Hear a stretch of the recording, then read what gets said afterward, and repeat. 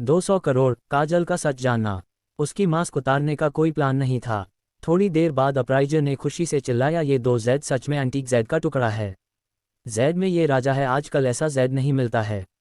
उसकी बात सुनकर मैनेजर खुश था, तभी डीलर बोला, ये सबसे अच्छी ग्रेड का डायमंड है जिसे मैंने आज तक देखा है। वो दोनों ही क्यूरियोसिटी से अंशी को देखने लगे। अब आगे। अंशी ने कुछ नहीं कहा तो मैनेजर ने जल्दी से अपने बॉस को कॉल किया। उसने जेड और डायमंड की फ़ोटो को अपने बॉस को सेंड कर दिया था। फिर जेड और डायमंड के बारे में उनके अप्राइजर ने जो बताया सब कुछ बताया। थोड़ी देर बात करने के बाद उसने कॉल रख दिया और अंशी को देखकर बोला, मैम हमारे बॉस इसके लिए 200 करोड़ दे सकते हैं। उसने एक पैसा भी कम या ज़्यादा नहीं बताया, क्योंकि इन 2 जेड की कीमत ही सिर्फ 100 करोड़ के आसपास था और हीरो की कीमत 80 से 100 करोड़ ही होगा। अंशी ने हाँ में सिर हिला दिया, उसे इस दाम से कोई प्रॉब्लम नहीं थी। ऐसे भी उसके पास एक भी पैसा नहीं था, क्योंकि उसकी बैंक कार्ड को तो देसाई फैमिली ने रख लिया था अपनी प्यारी बेटी के लिए। पर अच्छा हुआ उसने पहले ही एक अकाउंट ओपन कर लिया था। तभी मैनेजर ने पूछा, मैम आपको पैसे चेक में चाहिए या अकाउंट में ट्रांजैक्शन चाहिए? डायरेक्ट अकाउंट में भेज दीजिए, अगर हो सके तो मुझे जल्दी पैसे चाहिए। उसने शांति से कहा। कोई भी उसकी चेहरे के भाव को नहीं देख सकता था, पर उसकी आवाज़ से वो महसूस कर सकते थे कि इस लड़की को पैसे से कोई खास लगाव नहीं है, जैसे पैसा सिर्फ उसके लिए कागज़ हो। और ये सच भी था, पिछली जिंदगी में अंशी के पास जितना पैसा था उतना तो किसी के पास नहीं होगा। मैनेजर ने अपने बॉस को कॉल किया, फिर अंशी के पास आकर बोला, हमारे बॉस ने कहा है पैसा जल्दी आपकी अकाउंट में पहुंच जाएगा। पर क्या आप हमारे साथ काम करने में इंटरेस्टेड है? अगर फ्यूचर में आपको कोई ऐसे जेड या डायमंड बेचना हो तो आप हमें कांटेक्ट कर सकती हो मैम। उसने अंशी को एक कार्ड दे दिया। अंशी ने लापरवाही से इसे बैग में फेंक दिया। फ्यूचर में वो खुद अपनी ज्वेलरी ब्रांड बनाने वाली थी, तो वो दूसरों को ज़्यादा अपनी जेड या डायमंड नहीं बेचने वाली थी। थोड़ी देर बाद जब अंशी को मैनेजर ने बताया उसकी अकाउंट में पैसा आ गया है, अंशी वहाँ ऐसे उठकर चली गई। उसके पास फ़ोन नहीं था, वो देख नहीं पाए, इसलिए वो वहाँ से सिर हिलाकर चली गई। उसे नहीं कि ये लोग उसे धोखा देंगे, और ऐसा हुआ तो उसे इस शॉप और उसकी ओनर दोनों को ख़त्म करने में बिल्कुल टाइम नहीं लगेगा। वो पहले मॉल में गई, वहाँ से उसने फ़ोन और सिम खरीदा और एक लैपटॉप भी खरीद लिया और एक इंटरनेट कैफ़े में चली गई। 1 घंटे बाद वो कैफ़े से बाहर आए और फिर कुछ कपड़े खरीदने चली। उसने कपड़े और कुछ प्रोटीन्स जो भी उसे पसंद था उसने खरीद लिया और वहाँ से एक सुनसान सड़क में चली गई और वहाँ उसने आसपास देखा तो कोई नहीं था। उसने स्पेस की इस्तेमाल किया और वहाँ से अपनी सेल में पहुँच गई। सुबह का वक्त। अंशी आज जल्दी उठ गई थी, उसे पहले की तरह ही नहीं बल्कि उससे भी ज़्यादा ताकत चाहिए थी सब कुछ बर्बाद करने के लिए। उसने पहले आपने सेल में ही एक्सरसाइज किया, फिर बाथ लेने चली गई। फिर स्टोरेज स्पेस से उसने कुछ हेल्थी खाना लाकर खा लिया। ऐसा लग रहा था जैसे अंशी के लिए अब ये सेल भी एक घर बन गई थी। जब काजल और काशी उसे खाने के लिए बुलाने आए तब उसे भूख नहीं थी, फिर भी वो उनके साथ चली गई। काजल और काशी एक ही सेल में थे इस वक्त। पहले काजल अंशी के साथ रहना चाहती थी, पर अंशी को अकेले रहना था, इसलिए उसने उसके साथ रहने में ज़्यादा जोर नहीं दिया।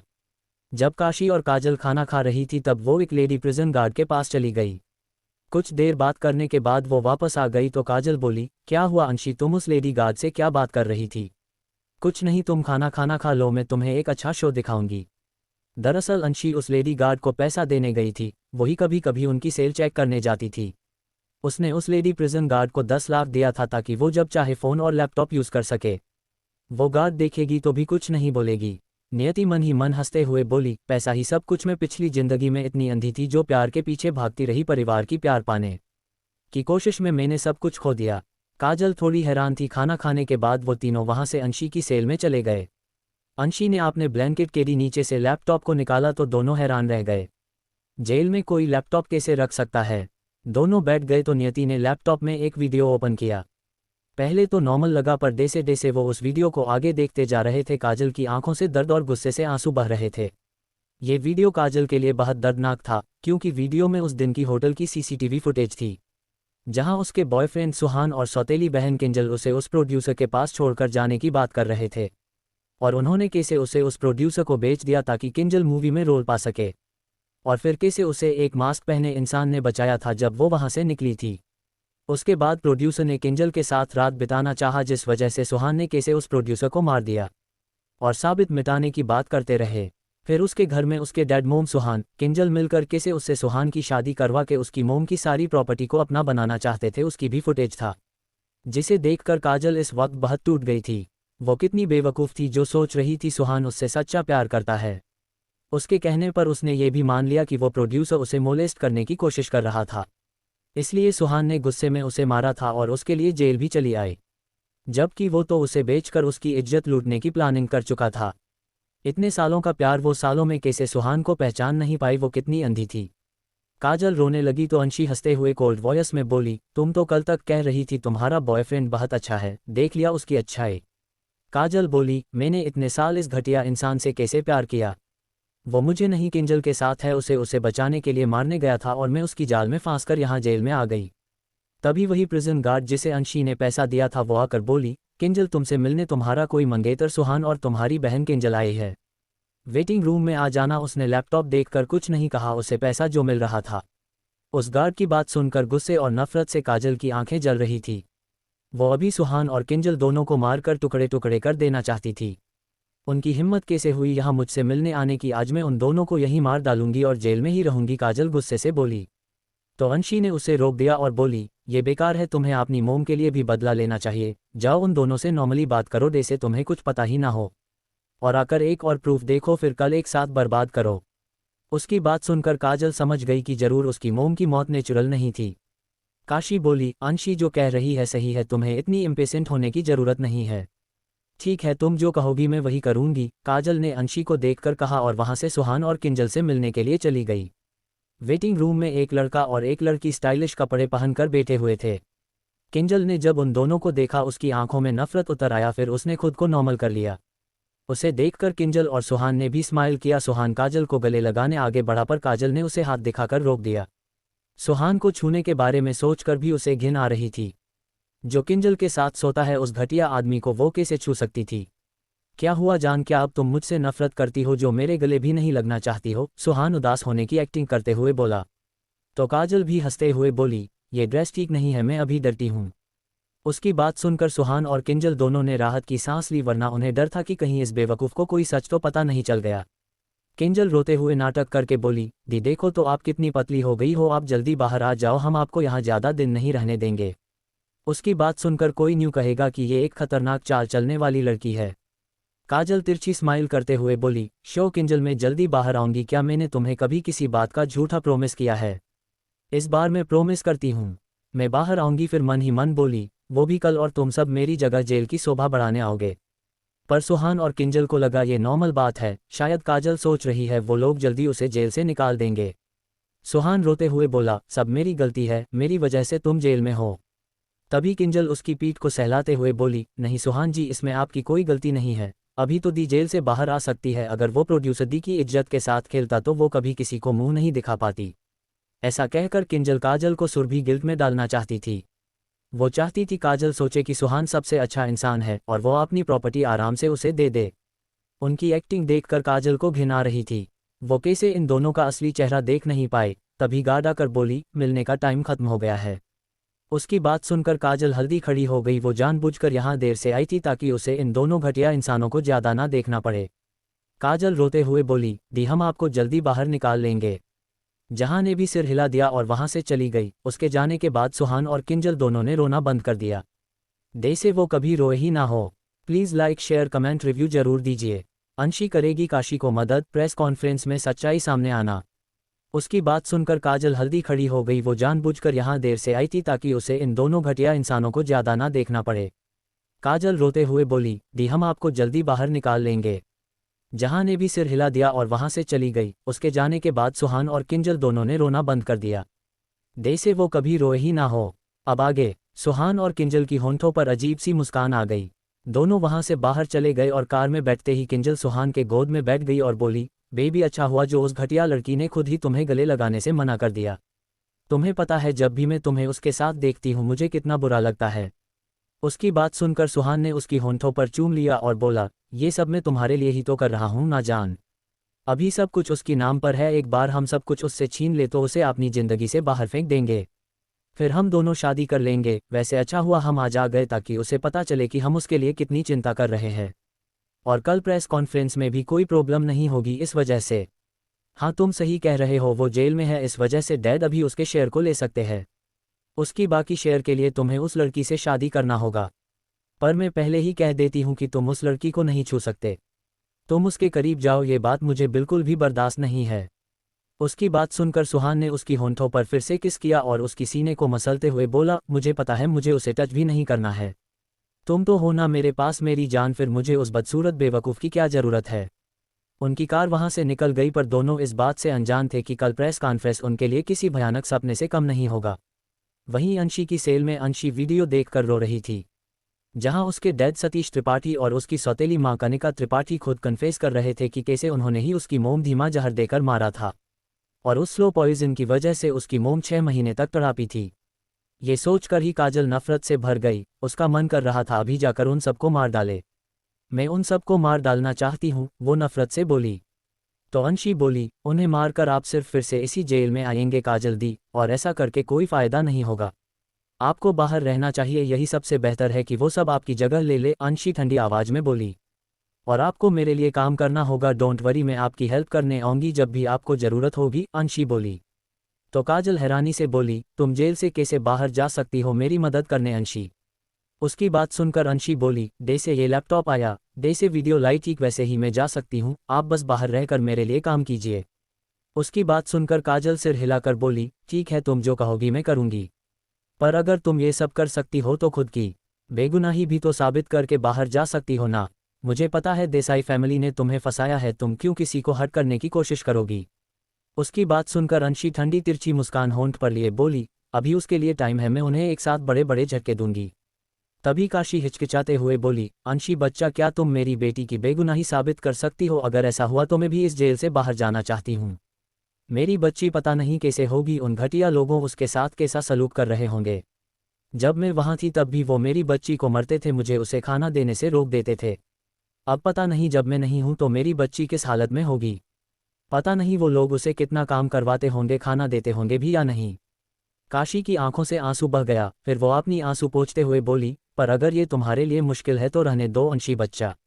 उसकी बात सुनकर अंशी को याद आया, जब 2 साल बाद काशी जेल से बाहर गई तब तक उसकी बेटी वहां नहीं थी।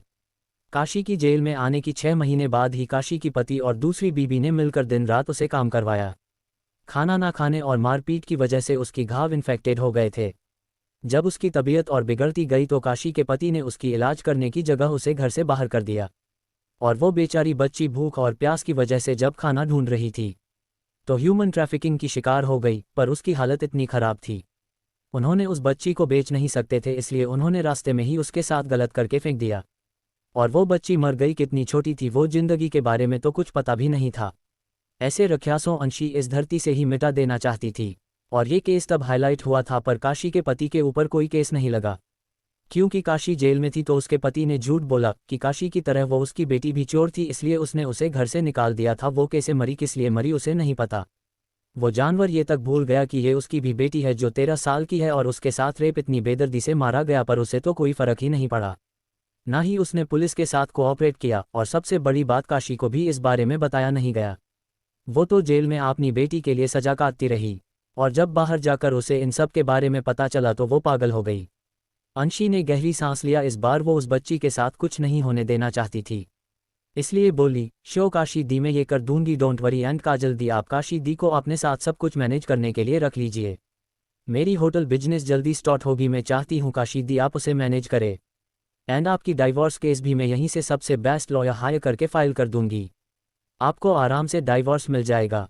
और मैं आपकी बेटी के नाम पर होटल की 5% शेयर कर दूंगी ताकि उसकी फ्यूचर सिक्योर हो जाए, और आपकी सैलरी वो आप खुद डिसाइड कीजिए। आपकी बच्ची की जिम्मेदारी मेरी हुई, उसकी स्कूल सेफ्टी और बाकी सब मैं देख लूंगी। क्या आप मेरे लिए काम करोगी। उसकी बात सुनकर काशी हैरान रह गया, काजल भी हैरान थी। वो बोली, पर अंशी बच्चा, मैं ज़्यादा पढ़ी लिखी नहीं हूँ, मैं इतनी बड़ी बिजनेस कैसे मैनेज कर सकती हूँ, क्यों ना तुम इसे काजल को संभालने दो, वो तो एजुकेटेड है। उनकी बात सुनकर अंशी हंसते हुए बोली, उनके लिए मेरे पास और भी काम है काशी दी, वो मेरी दूसरे इन्वेस्टमेंट और बिजनेस को मेरी एब्सेंस में संभालेंगे। मुझे आप पर भरोसा है, आप ये मैनेज कर सकती हो, और जब भी आपको प्रॉब्लम हो आप मुझे डायरेक्ट कांटेक्ट कर सकती हो। उसने आपने पिलो के नीचे से फ़ोन निकाला, ये देखकर दोनों हैरान रह गई। अंशी के पास लैपटॉप था, अब फ़ोन भी। तुम्हारे पास फ़ोन भी है अंशी जेल में, काजल हैरानी से बोली। तो अंशी ने उन्हें अपनी नंबर मांगा और सेव कर लिया, और बोली, जब आप दोनों बाहर जाओगी मेरी मैसेज आप दोनों को मिल जाएगी। ओके थैंक यू अंशी, अगर तुम नहीं होती तो मैं उन घटिया जानवरों के हाथों मर जाती, काजल उसे हक करके बोली। काशी ने उसे दूसरी तरफ से हक कर लिया और बोली, हाँ अंशी बच्चा, तुम्हारी वजह से मैं अपनी बच्ची को फिर से देख सकती हूँ। अंशी ने किसी बड़ी बहन की तरह उनकी पीठ को थपथपाया। अगला दिन, आज त्रिपाठी ग्रुप के लिए बहुत बड़ा दिन था। आज यहाँ प्रेस कॉन्फ्रेंस हो रही थी। सारे मीडिया वाले आ चुके थे और अपने जगह बैठ चुके थे। यहाँ त्रिपाठी कॉर्पोरेशन के एम्प्लॉय भी लगभग सब आ चुके थे। तभी सतीश और कनिका त्रिपाठी दोनों अंदर आए। उनके पीछे पीछे सुहान और किंजल भी आ रहे थे। इस वक्त किंजल घमंड से भरी हुई थी। उसने सुहान के हाथ को पकड़ लिया। चारों आकर बैठ गए तो एक रिपोर्टर माइक लेकर खड़ी हो गई और पूछा, मिस्टर त्रिपाठी, आपने आज किस वजह से प्रेस कॉन्फ्रेंस रखा है, क्या आप बता सकते हैं? उसकी सवाल सुनकर सतीश जी झूठी स्माइल करके बोले, आज मैं अपनी कुछ शेयर अपनी छोटी बेटी किंजल को दे रहा हूँ और मेरी बड़ी बेटी किंजल की बड़ी बहन काजल ने भी उसे कुछ शेयर देने का फैसला किया है। इसलिए आज से मेरी छोटी बेटी किंजल हमारी कंपनी की एक शेयर होल्डर बन जाएगी। उनकी बात सुनकर सब हैरान थे। वहीं किंजल ने घमंड से सबको देखा। तभी एक और रिपोर्टर खड़ा होकर बोला, मिस्टर त्रिपाठी, क्या आपकी बड़ी बेटी इस वक्त जेल में नहीं है प्रोड्यूसर को मारने की जुर्म में? उसकी बात सुनकर सतीश उदास होने का नाटक करते हुए बोला, हाँ मुझे नहीं लगा था मेरी बेटी वहां चली जाएगी और कोई उसे इंसल्ट करने की कोशिश करेगा जिस वजह से उसे उस प्रोड्यूसर को मारना होगा। मैं कोशिश करूंगा कि मेरी बेटी जल्दी वापस आ जाए, इसमें उसकी गलती नहीं थी। वो खुद को एक आदर्श पिता साबित करने की कोशिश कर रहा था। आपकी इस बारे में क्या कहना है मिसेस त्रिपाठी? एक और रिपोर्टर ने कनिका की तरफ देखकर पूछा। तो कनिका, जो अपने पति के पास बैठी थी, इस वक्त हैवी मेकअप और लाखों की गहनों में लदी हुई थी, उदास होकर बोली, एक बेटी जेल में है तो मां होकर मुझे कैसा फील करना चाहिए? मैं चाहती हूँ मेरी बड़ी बेटी जल्दी घर वापस आ जाए। उनकी बात सुनकर बाकी सब भी इमोशनल हो गए। पहली बार वो एक सौतेली मां को इतना प्यार जताते हुए देख रहे थे। तभी एक रिपोर्टर खड़ी होकर सुहान की तरफ देखकर बोली, मिस्टर सुहान, आपकी गर्लफ्रेंड जिसे आप शादी करने वाले थे वो जेल में है। आप इस बारे में क्या कहेंगे? और लगता है आपकी बॉन्डिंग अपनी साली मिस किंजल के साथ अच्छी है, आप इतने क्लोज है जैसे ये आपकी होने वाली बीबी है। उसकी बात सुनकर सुहान ने जल्दी से किंजल की हाथ को छोड़ दिया और बोला, वो मेरी होने वाली साली है, मेरी काजल यहाँ नहीं है, वरना वो खुद आपको जवाब दे देती। मेरे और किंजल के बीच दोस्त जैसी बॉन्डिंग है।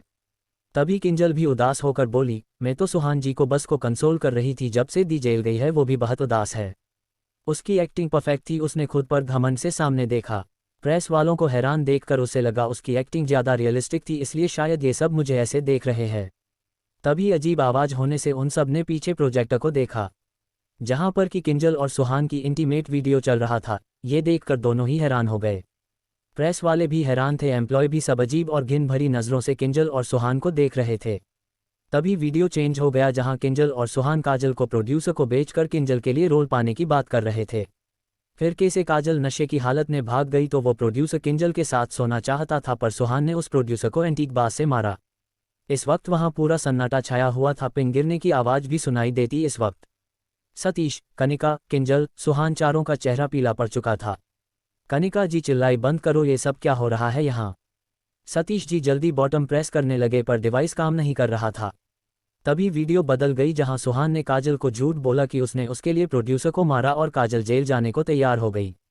उसके बाद त्रिपाठी विला की लिविंग रूम का वीडियो था, जहां साफ साफ सतीश और कनिका एक्सेप्ट कर रहे थे कि उन्होंने ही काजल की मां रीता त्रिपाठी को स्लो पॉइजन देकर मारा था। ये सब देखकर तो वहां डे से मातम था। मीडिया वाले वीडियो को कवर कर रहे थे, लाइव कर दिया था और लाइव सेक्शन में सब त्रिपाठी फैमिली के बेशर्म लोग और काजल की सौतेली माँ बाप बहन बॉयफ्रेंड सबको गलियां और मर जाने का श्राप दे रहे थे। और इन सब में काजल एक इनोसेंट बेचारी विक्टिम साबित हो गई थी।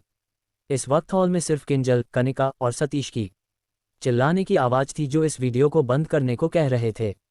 जेल जाना, विक्रमादित्य राजपूत।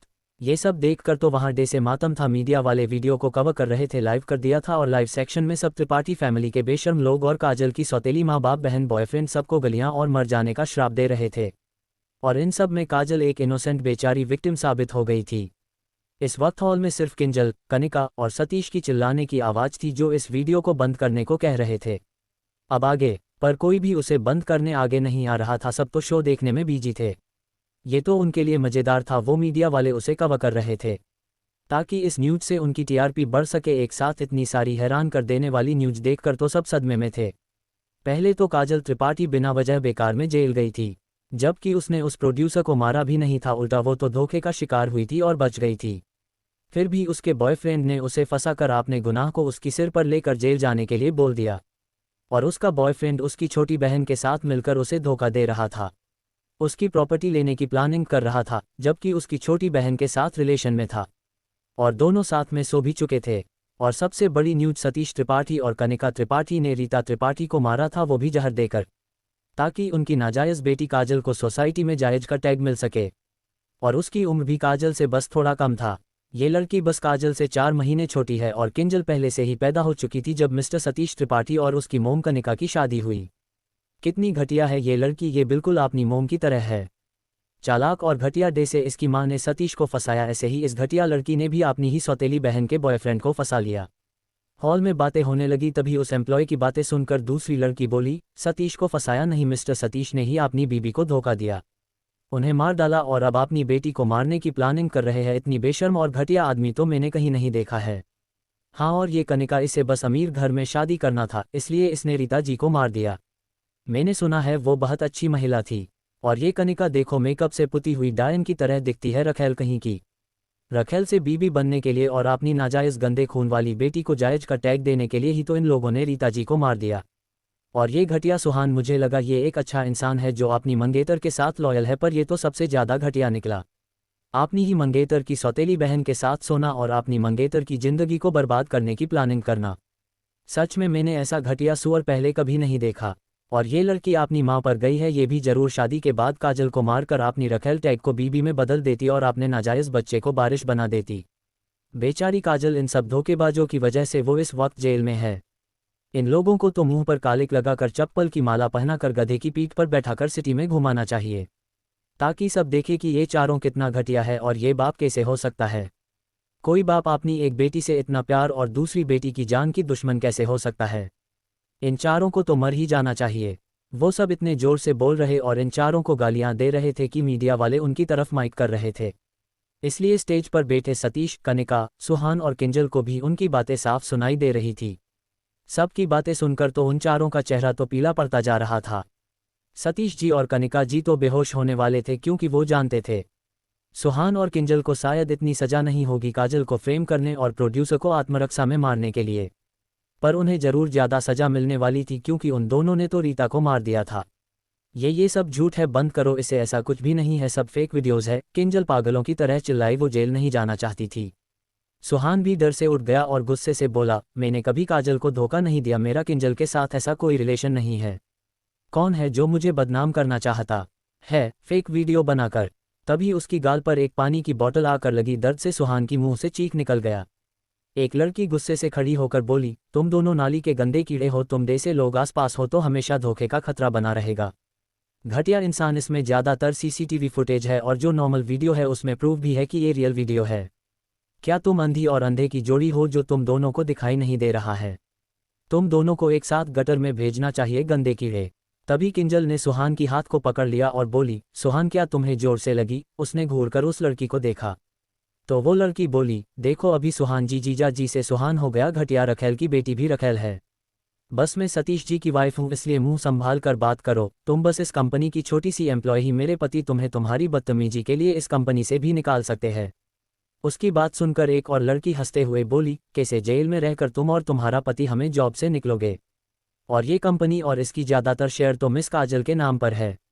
तुम दो कौड़ी की औरत, तुम हमें कैसे निकलोगी, ज़रा बताओ। उसकी बात सुनकर कनिका अपनी टेम्परमेंट खो रही थी। इतने सालों से जो उसने सालिन और सभ्य महिला होने का मुखौटा पहना हुआ था, वो उसे उतार कर चिल्लाई, तुम घटिया दो कौड़ी की लड़की, तुम्हारी हिम्मत कैसे हुई मुझे दो कौड़ी की बोलने की? मैं त्रिपाठी कॉरपोरेशन की मालकिन हूँ, आगे चलकर ये सब मेरी बेटी की होगा। हाँ हाँ, तुम्हारे सपने में, वो लड़की हंसते हुए बोली। इस वक्त कनिका एक रिस्पेक्ट लेडी नहीं, मछली बाजार में पैसे के लिए झगड़ने वाली आंटी की तरह लग रही थी। और मीडिया वाले खुशी खुशी उसे रिकॉर्ड कर रहे थे। एक मीडिया वाला खड़ा होकर पूछा, तो मिसेस त्रिपाठी, क्या यही आपकी असली रूप है? मिस्टर त्रिपाठी, आप अपनी बीबी की इस तरह की बाजारू बर्ताव पर क्या कहेंगे? सतीश जी को तो अब चक्कर आ रहा था, उन्हें ऐसा लग रहा था जैसे हर कोई उनकी कान के पास ही बोल रहा है। तभी एम्प्लॉय आपने पास रखे पानी बॉटल और खाने के लिए जो भी स्नैक्स दिया गया था, प्रेस मीट के दौरान खाने के लिए उसे उठाकर उनके ऊपर फेंकने लगे। कनिका जी, किंजल दर्द में चिल्लाई, दोनों के सिर पर बॉटल और खाने की चीज आकर गिरी। उनकी चीखने से सतीश जी होश में आए और कनिका जी को कवर करने लगे। ये सब आप क्या कर रहे हो? सुहान चिल्लाया, उसका गाल दर्द कर रहा था। फिर भी उसने ऊपर आकर खाने की चीज खोला, कोल्ड ड्रिंक, वाटर बॉटल सब गिर रहा था। सब उन्हें मरने को कहकर गलियां दे रहे थे, तभी कुछ पुलिस वाले अंदर आ गए और उन्होंने बचने के लिए साइड एज के लिया और बोले, प्लीज़ आप सब शांति बनाए रखें, हम उन्हें अरेस्ट करने आए हैं। कुछ देर में पुलिस वालों ने सिचुएशन को कंट्रोल कर लिया और सतीश जी, कनिका, सुहान और किंजल को अरेस्ट कर लिया। किंजल छूटने के लिए छटपटा रही थी और चिल्ला रही थी, मुझे छोड़ दो, मैं त्रिपाठी फैमिली की राजकुमारी हूं, तुम लोगों की हिम्मत कैसे हुई मुझे अरेस्ट करने की। वहीं कनिका जी भी उनसे छूटने की कोशिश कर रही थी, मेरी बेटी को छोड़ दो, वो निर्दोष है। तभी लेडी कांस्टेबल ने दोनों की गाल पर 2 थापड़ जड़ दिया और बोली, चुप, एकदम चुप, वरना यहाँ से मार मार कर ले जाएंगे। उसकी बात सुनकर किंजल और कनिका दोनों चुप हो गई। दोनों की गाल तो अभी भी झंझना रहे थे, वहीं सुहान और सतीश चाह कर कुछ नहीं कर पा रहे थे।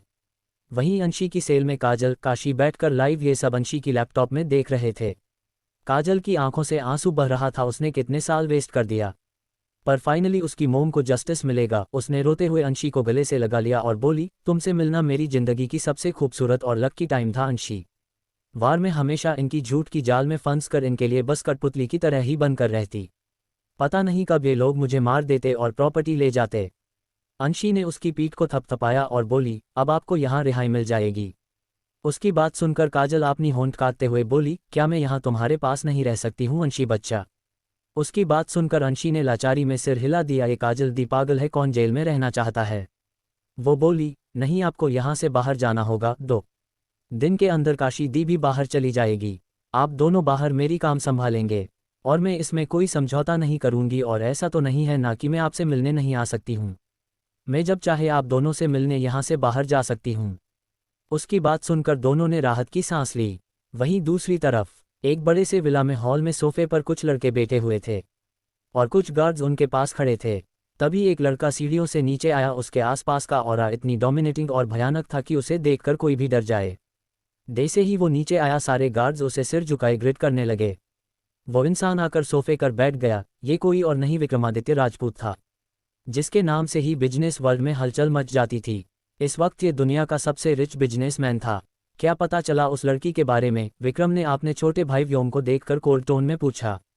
तो गार्ड सिर झुकाकर बोले, हमें कुछ पता नहीं चला, आगे जाकर हमने सारे सीसीटीवी फुटेज चेक किया जो उस रोड से कनेक्ट थे, फिर भी कहीं पर भी उस लड़की की छोटा सा क्लू भी नहीं है।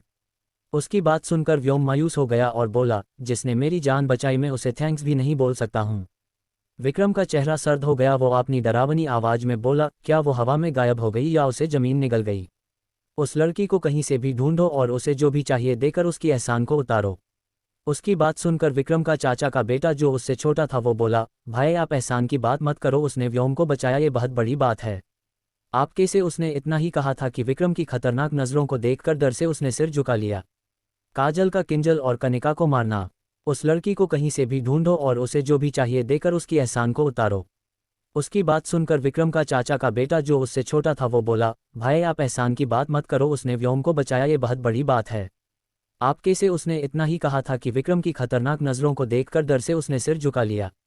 अब आगे विक्रम ने गार्ड को देखा और आपने तीनों भाई और दोस्त को देखा और बोला, पहले वो मिल जाए, फिर वो जो चाहती है उसे मैं दूंगा व्योम के जान बचाने के लिए, और अगर व्योम उसे कुछ देना चाहे तो दे सकता है। इतना कहकर वो उठा ही था कि समय जो उसका चाचा का बेटा मतलब अथर्व का सगा छोटा भाई था वो बोला, भाई मतलब अगर व्योम चाहे तो आप उस लड़की से शादी कर लेंगे क्या? उसकी बात सुनकर विक्रम ने ठंडे भाव से घूर कर समय को देखा और वहां से चला गया। उसके जाने के बाद समय मुंह बनाकर बोला, ये भाई भी ना जब देखो घूरते रहते हैं, पता नहीं ये कब सबको प्यार से देखेंगे, वरना हमारी होने वाली भाभी तो डर जाएगी। उसकी बात सुनकर व्योम ने सिर हिला दिया और बोला, भाई आपने सही कहा, देखो कैसे हमेशा गुस्से में रहते हैं, पर अगर वो फाइटिंग परी हमारी भाभी बन गई तो वो भाई को ठीक कर देगी, वो भाई से बिल्कुल भी नहीं डरेगी। उसकी बात सुनकर बाकी सबने सिर हिला दिया। वहीं दूसरी तरफ अंशी ने काजल के बाहर जाने के लिए सारी लीगल फॉर्मेलिटीज कर दिया था। ऐसे ही दिन बीत गया। कल काजल यहाँ से जाने वाली थी, इसलिए वो आज काशी और अंशी के साथ ज़्यादा टाइम बिता रही थी। तीनों ने साथ में सेल में ही खाना खाया। वो दोनों ये देखकर हैरान थी कि जब वो अंशी की सेल में आए, अंशी ने उनके लिए बहुत सारा खाना ला रखा था, वो भी जेल का नहीं बाहर का। दोनों को अब अंशी की किसी भी बात पर ज़्यादा हैरानी नहीं होती थी। दोनों ने खुद को जल्दी ही संभाल लिया। जो काम कोई नहीं कर सकता था वो अंशी कर देती थी, पर वो दोनों नहीं जानते थे कि ये खाना तो अंशी ने स्टोरेज से निकाला है। तीनों बैठकर खाने लगे। लेडी गार्ड अंदर आई पर कुछ नहीं बोली। उसने अंशी को देखकर उल्टा सिर झुका लिया। वो जानती थी अंशी के पास सिर्फ पैसा ही नहीं है बल्कि बहुत पावर भी है। उसने देखा था थोड़ी देर पहले अंशी सेल में नहीं थी ना कहीं और थी। उसे लग रहा था जेल में बाकी प्रिजन गार्ड को भी शायद अंशी ने पैसा देकर खरीद लिया है और वो सब अंशी को बाहर जाने देते हैं। और ये सच भी था, अंशी ने दिन में कई प्रिजन गार्ड को 10 लाख दिया था ताकि जब वो कभी स्टोरेज स्पेस को यूज़ करके गायब हो जाए तो सबको लगे कोई अंशी को बाहर जाने में मदद कर रहा है। वो सब कभी एक दूसरे से तो नहीं पूछेंगे क्योंकि सब ने पैसा लिया है, सब करप्ट है। अंशी को अब सिर्फ पैसों की और मार की भाषा समझ आती थी। खाना खाने के बाद काशी और काजल दोनों अपने सेल में चले गए। अंशी ने लाइट ऑफ होने तक इंतजार किया, फिर अपनी स्पेस लॉकेट का इस्तेमाल करके वहां से गायब हो गई। आज उसे बहुत कुछ करना था। सुबह का वक्त आज काजल वहां से बाहर जा रही थी। उसने अंशी और काशी को हक कर लिया और बोली, मैं तुम दोनों का इंतजार करूंगी बाहर। दोनों ने हाँ में सिर हिला दिया। जेल का गेट ओपन हुआ और काजल बाहर चली गई। वहीं बाहर अब तक लोग बस काजल के डैड, सौतेली माँ, बहन और बॉयफ्रेंड को गालियां दे रहे थे। वहीं जेल में इस वक्त सुहान और सतीश एक ही सेल में थे। वहीं उनके सामने वाली दूसरी सेल में कनिका और किंजल थे। कल रात भर वो चारों सोए नहीं थे, बस पतला सा ब्लैंकेट था सेल में और उन्हें बेड पर सोने की आदत थी, तो भला वो कैसे सो सकते थे। चारों की आंखों के नीचे डार्क सर्कल आ गया था। कनिका चिल्ला रही थी कि उन्हें फ़ोन दिया जाए ताकि वो अपनी एडवोकेट को फिर से कॉल कर सके।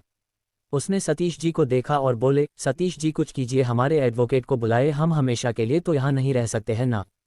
हाँ डैड, मोम सही कह रही है, आपकी तो इतनी जान पहचान है। आप इन पुलिस वालों को पैसा दे दीजिए, देखना वो हमें जाने देंगे। डैड मुझे इस घटिया बकवास जगह पर और नहीं रहना है, मुझे यहाँ से बाहर जाना है। उन दोनों की बात सुनकर सतीश जी चिल्ला कर बोले, चुप करो, तुम दोनों पागलों की तरह मत चिल्लाओ। तुम्हें क्या लगता है मैं कोशिश नहीं कर रहा हूँ, पर ये लोग पैसा लेकर भी मेरा काम नहीं करेंगे बोल रहे हैं। और जब कल मैंने कॉल किया तो किसी भी लॉयर ने हमारा केस लेने से मना कर दिया, क्योंकि हम पर एक ही केस नहीं है, कई सारी केस है।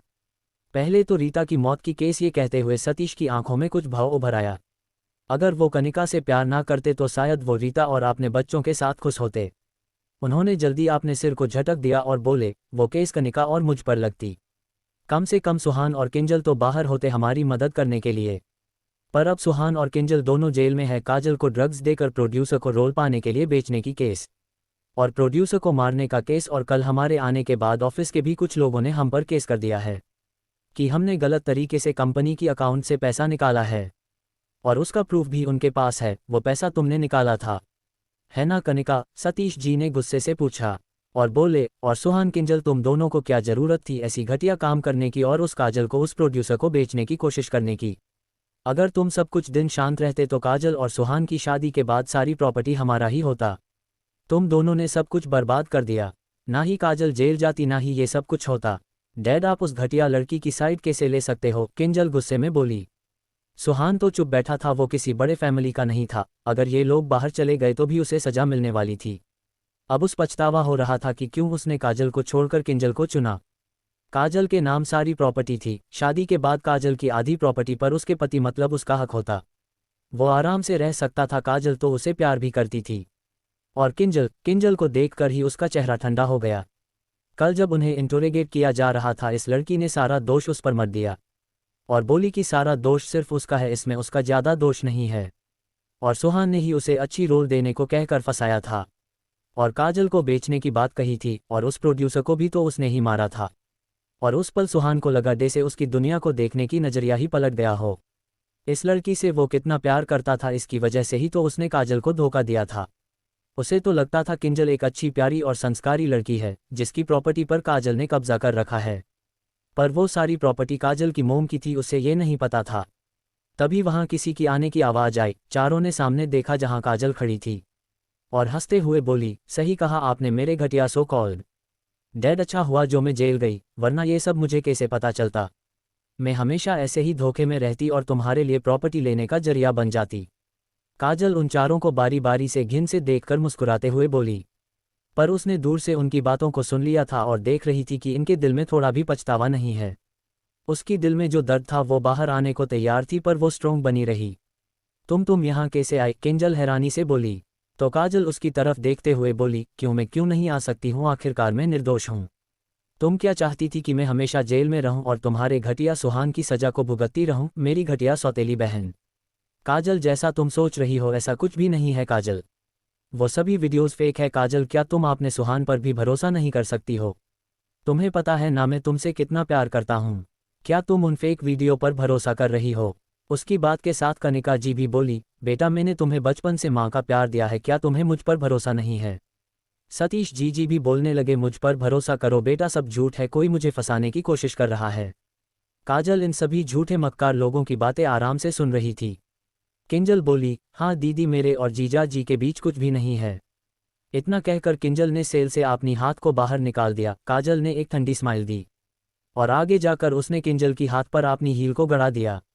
किंजल की चीख निकल गई। सभी कल्प्रीट जो दायरे सेल में थे झांक कर देखने लगे। अपनी बेटी की चीख सुनकर कनिका आगे आए और सेल से हाथ निकालकर काजल की पैरों को हटाने की कोशिश करने लगी। छोड़ मेरी बच्ची को, तुम घटिया लड़की, तुम्हारी हिम्मत कैसे हुई मेरी बेटी की हाथ पर पैर रखने की? उसे चोट लग रही है। काजल ने अपनी हील से किंजल की हाथ को जोर से कुचल दिया तो काजल की हाथ से खून बहने लगा। दीदी मुझे छोड़ दो, मुझसे गलती हो गई, तुम सुहान को चाहे तो रख लो। काजल उसकी बात सुनकर हंसी और बोली, मुझे अब वो यूज किया हुआ कचरा नहीं चाहिए।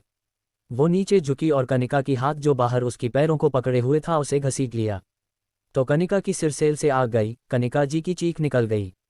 काजल ने सेल के अंदर हाथ लेकर काजल की बाल को पकड़ लिया और उसकी गाल पर एक थापड़ जड़ दिया। फिर उसने उसी तरह से कनिका की बालों को पकड़ लिया और उसकी सिर को सेल में मार दिया। कनिका जी ने दर्द और डर से काजल को देखा और बोली, काजल मेरी बेटी को छोड़ दो, उसे दर्द हो रहा है। मेरी मॉम को भी उतनी ही दर्द हुई होगी ना जब मेरे सोकॉल्ड बाप और तुम्हें उन्हें जहर देकर मारा था, हर दिन वो ऐसे ही तड़पी होंगी ना। इतना कहकर उसने दोनों की हाथ को मोड़ दिया। दोनों माँ बेटी रोने और चीखने लगी। सतीश जी हैरानी से चिल्लाए, काजल तुम ये क्या कर रही हो? आपनी और बहन को छोड़ दो, तुम जेल में कुछ महीने ही रही और वहां से ये सब सीख कर आए हो। क्या तुम्हें डर नहीं? पुलिस कस्टडी में जो है उन्हें मार रही हो तो वो तुम्हें अरेस्ट कर सकते हैं और यहाँ सीसीटीवी कैमरा भी लगा हुआ है। उनकी बात सुनकर काजल हंसते हुए बोली, अच्छा क्या आपको यहाँ कहीं भी पुलिस आती दिखाई दे रही है? कितनी देर से तुम्हारी घटिया बीबी और नाजायज़ बेटी चिल्ला रही है, क्या उन्हें सुनाई नहीं दे रहा है? फिर भी कोई नहीं आया।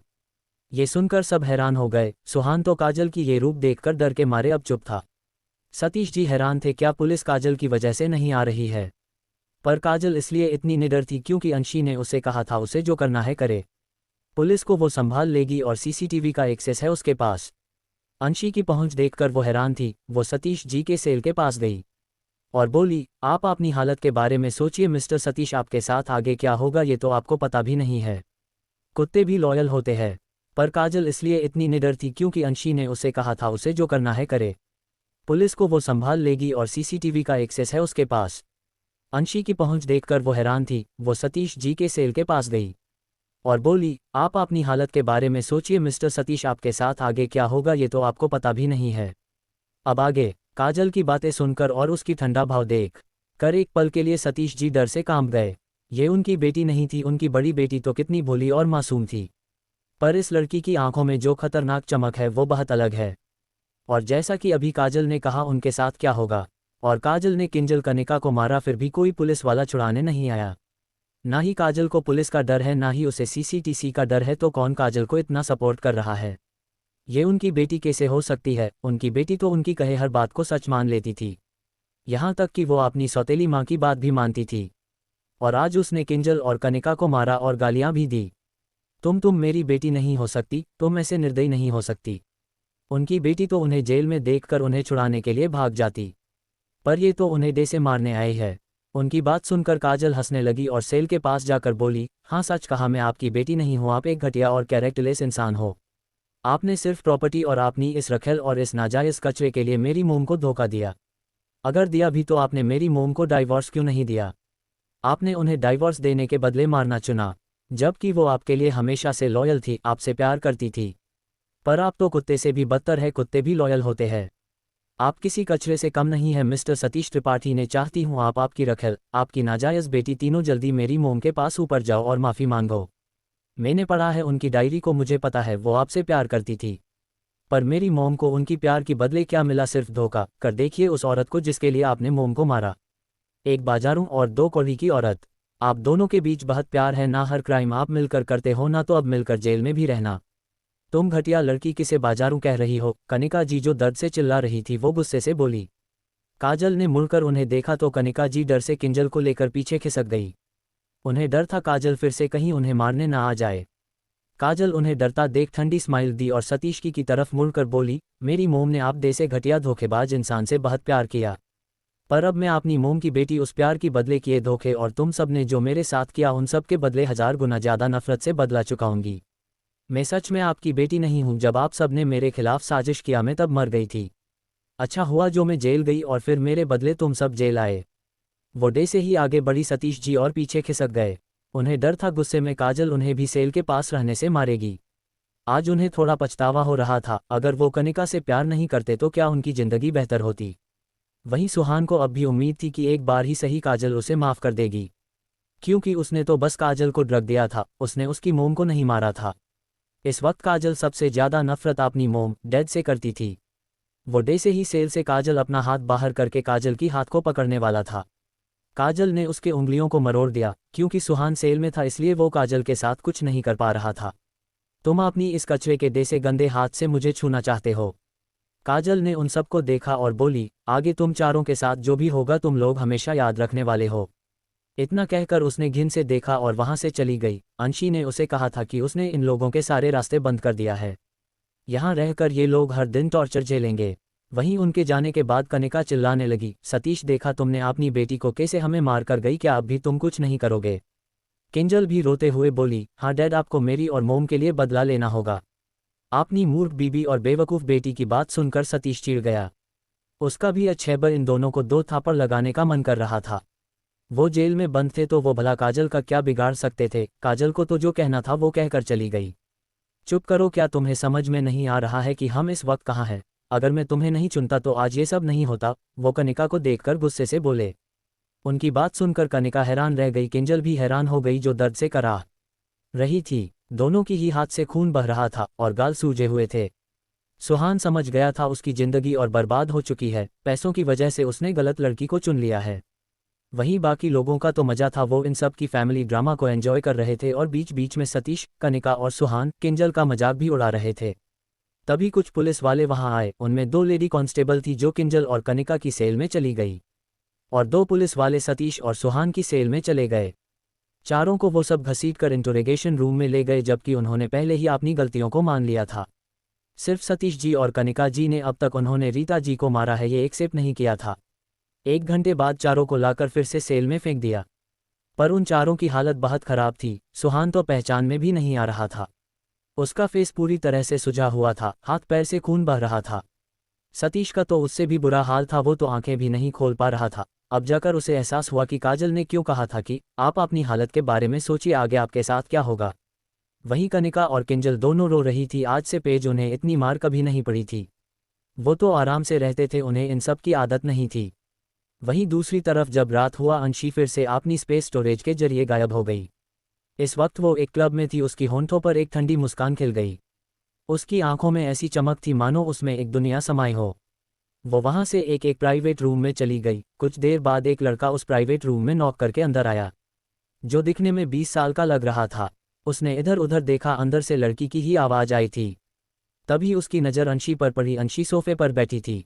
अंशी ने उसे बैठने के लिए बोला तो हिचकिचाते हुए उसे देखकर वो लड़का भी जाकर सामने बैठ गया और बोला, मेरी मदद करने के लिए थैंक्स। अंशी ने सिर उठाया। वो लड़का हैरान हो गया। भले ही अंशी की चेहरे पर मास्क था, पर अंशी की आंखें जो इस वक्त चमक रही थी, उसकी ऑरा भयानक था, और उसकी जैद जैसी सफ़ेद हाथ जो टेबल पर हल्के से टैप कर रहे थे, सब कुछ अट्रैक्टिव था। ईशानी ने उसे देखा तो उसे ऐसा लगा जैसे ये लड़की उसके अंदर दिमाग में भी झांक सकती है। अंशी कुछ नहीं बोली और सामने टेबल पर रखे पेनड्राइव को उसने उठाया और बोली, इन सब पर मेरे लिए नज़र रखो, हर महीने पैसे तुम्हारे बैंक अकाउंट में पहुंच जाएगा। उस लड़के ने पेनड्राइव को लिया और फिर गहरी सांस ली। इस लड़की ने उसकी मदद की थी तो वो उसका ये काम जरूर करेगा। कुछ देर बाद अंशी ने उस लड़के को जाने के लिए बोला। उस लड़के के जाने के बाद अंशी की मुस्कान और भी ठंडी हो गई और वो हंसते हुए बोली, देसाई फैमिली, पहले झटके के लिए तैयार रहो। 3 दिन बाद तुम्हारी प्यारी बेटी राजश्री के लिए पार्टी है ना। क्योंकि मैं इतनी अच्छी हूँ इसलिए अब से 1 साल तक मैं तुम लोगों को अपनी बेटी के लिए किए हर सेलिब्रेशन पार्टी और ओकेजन के टाइम एक एक गिफ्ट दूंगी, ताकि तुम लोगों की हर सेलिब्रेशन और भी मज़ेदार बन जाए। 3 दिन बाद राजश्री के लिए सेलिब्रेशन पार्टी थी, क्योंकि राजश्री ने एक मूवी साइन किया है। पिछली जिंदगी में भी ऐसे ही पार्टी थी जब वो जेल में आई। उससे पहले ही इस बारे में जानती थी कि देसाई फैमिली अपनी प्रिंसेस के लिए पार्टी ऑर्गेनाइज करने वाला है। अंशी डे से आई ठीक वैसे ही रात की अंधेरे में डे से हवा की तरह गायब हो गई। प्रधान फैमिली की न्यूज। काशी की बेटी प्रियांशी। 3 दिन बाद राजश्री के लिए सेलिब्रेशन पार्टी थी क्योंकि राजश्री ने एक मूवी साइन किया है। पिछली जिंदगी में भी ऐसे ही पार्टी थी जब वो जेल में आई, उससे पहले ही इस बारे में जानती थी कि देसाई फैमिली अपनी प्रिंसेस के लिए पार्टी ऑर्गेनाइज करने वाला है। अंशी डे से आई ठीक वैसे ही रात की अंधेरे में डे से हवा की तरह गायब हो गई। अब आगे। अगले दिन सुबह के वक्त 10 बजे तक एक न्यूज सोशल मीडिया पर वायरल हो रही थी। ये एक सीसीटीवी फुटेज था जहां एक औरत एक छोटी सी 12-13 साल की बच्ची को मार रही थी। वहीं दूसरी वीडियो में उसे खाना देने से भी मना कर रही थी। और कुछ ऐसे ही और भी वीडियो था जहां उस बच्ची को परेशान किया जाता था और उसे घर का काम करने के लिए मजबूर किया जाता था। उसे खाना भी नहीं मिलता था और एक आदमी उस बच्ची को बैल से भी मार रहा था। पूरे सोशल मीडिया में लोग उन सबको गालियां दे रहे थे। कमेंट सेक्शन में बाढ़ आ गई थी। ये कौन है? क्या कोई इतनी छोटी सी बच्ची को इस तरह से मारता है?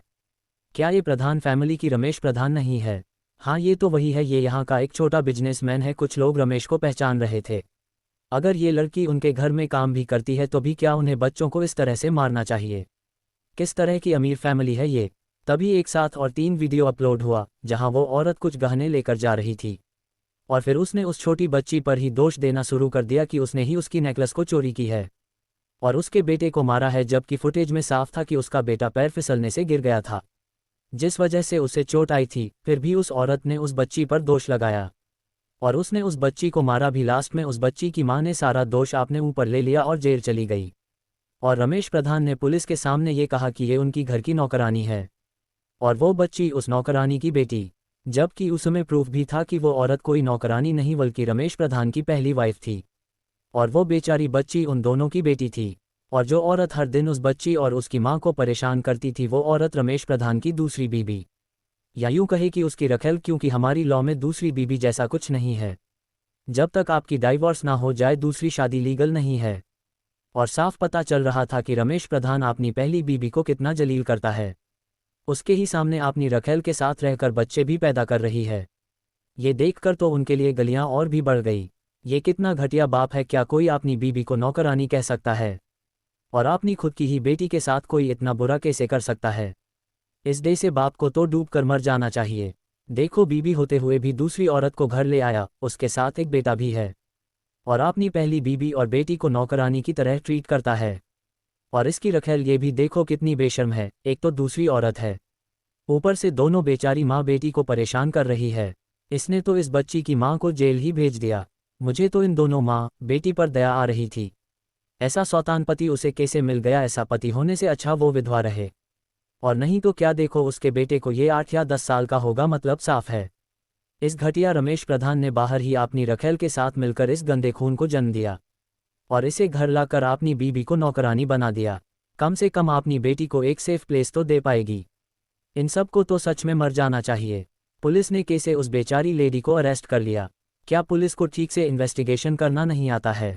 हमारे सिटी के पुलिस तो एकदम नाकारा है। अल्पविराम प्रॉपर इन्वेस्टिगेशन किए बिना ही मासूम लोगों को अरेस्ट कर लेते हैं। क्या हमेशा हमारी पुलिस इसी तरह से काम करती रहेगी और रियल विक्टिम को जेल में डालकर कल्प्रीट को खुलेआम क्राइम करने के लिए छोड़ देंगे? क्या परसों ही काजल त्रिपाठी की केस नहीं हुई थी? उसे भी तो फंसाया गया था और पुलिस ने बिना इन्वेस्टिगेशन किए उसे भी जेल में डाल दिया था और बाद में पता चला कि वो बेचारी तो विक्टिम थी। ये कैसे भी ठीक वैसा ही लग रहा है। वहीं एक विला के हॉल में अंदर 4 लोग बैठे हुए थे। ये प्रधान फैमिली के लोग थे। काशी की ससुर मोहन प्रधान और उनके पास बैठी थी उनकी वाइफ, मतलब काशी की सासू मालता प्रधान। दूसरे सोफे पर काशी का हस्बैंड रमेश प्रधान परेशान होकर न्यूज देख रहा था जो उसके बारे में था और कैसे सिटीजन्स उन्हें कोस रहे थे, मर जाने की गलियां दे रहे थे, यहाँ तक कि उसके बेटे को नाजायज गंदा खून पता नहीं क्या क्या कह रहे थे। ये सब देखकर वो अपना माथा मसल रहा था। उसे समझ नहीं आ रहा था कि ये सब कौन कर सकता है। काशी वो तो कभी नहीं कर सकती क्योंकि वो जेल में है और यहाँ होती तो भी वो बेवकूफ़ औरत कुछ नहीं कर सकती थी। क्या 6 सालों से वो ये सब बर्दाश्त नहीं कर रही थी? और रही बात उसकी बेटी प्रियांशी की, तो वो तो 13 साल की हुई थी अभी अभी। उसे तो सोशल मीडिया और किसी बारे में कुछ भी नहीं पता। उसके पास एक औरत भरी मेकअप लिए बैठी हुई थी, वो भी अपनी बारे में रखेल और अपने बेटे के बारे में नाजायज़ गंदा खून कहता देख गुस्से से उबल रही थी। रमेश, इस न्यूज को जल्दी हटाओ। देखो ये सब कैसे हमारे बेटे को गंदा खून, नाजायज़ पता नहीं क्या क्या कह रहे हैं। उसकी बात सुनकर रमेश चिढ़ते हुए बोला, ये मैंने भी देखा है, तुम्हें बताने की जरूरत नहीं है। रमेश सच में चिढ़ गया था, ये बात वो अब तक 50 बार सुन चुका था, पर वो कुछ नहीं कर पा रहा था। लता जी गुस्से से बोली, तुम बहू को क्यों डांट रहे हो, उसने हमें एक प्यारा पोता दिया है वंश को आगे बढ़ाने के लिए। उस कालमुही काशी ने बस एक लड़की पैदा करके हमारे सिर पर बोझ बना दिया। मोहन जी भी बोले, लता सही कह रही है, तुम्हें इस न्यूज को हटाना होगा। मैं नहीं चाहता हूं कि हमारे खानदान की बारिश को लोग नाजायज़ कहे। वो इस न्यूज को नहीं हटा सकता था। तभी उसकी नज़र प्रियांशी पर पड़ी, जिसे उसका 9 साल का बेटा घसीटते हुए लेकर आ रहा था। उसे देखते ही सबको गुस्सा आ गया, ये मनहूस लड़की सब इसकी वजह से ही हो रहा है। ये नहीं होती तो सब ठीक होता, मीता गुस्से से बोली। वहीं उसका बेटा प्रदीप भी अपनी माँ और बाप पर गया था, उसने प्रियांशी को धक्का दे दिया। भले ही प्रियांशी 13 साल की थी, वो बिल्कुल कुपोषित और बीमारी दिखाई दे रही थी, और प्रदीप भले ही 9 साल का था, फिर भी वो बहुत हेल्थी था और सबकी प्यार की वजह से बिगड़ गया था। मोम डैड देखो, मैं प्रिया को मेरे रूम को अच्छे से साफ करने को कह रहा हूँ, पर ये साफ नहीं कर रही है, कह रही है इसकी तबीयत खराब है। उसे अपनी बड़ी बहन के लिए कोई प्यार या इज्जत नहीं था। उसकी बात सुनकर मीता गुस्से से बोली, मेरे बच्चे ने बस रूम साफ करने को कहा, तू इतना भी नहीं कर पा रही है क्या, तेरे हाथ टूट गए हैं? तेरी माँ नहीं है तो उसकी काम कौन करेगा? रमेश भी गुस्से में बोला, ये लड़की मनहूस है, जब से पैदा हुई है कुछ अच्छा नहीं हुआ, हमारा बिजनेस तो लॉस में जा रहा था। हमारा बच्चा दीपक जब घर ने आया तब से हमारी बिजनेस अच्छा ग्रो कर रही है, और ये और इसकी माँ बस घर बैठकर खाना जानते हैं।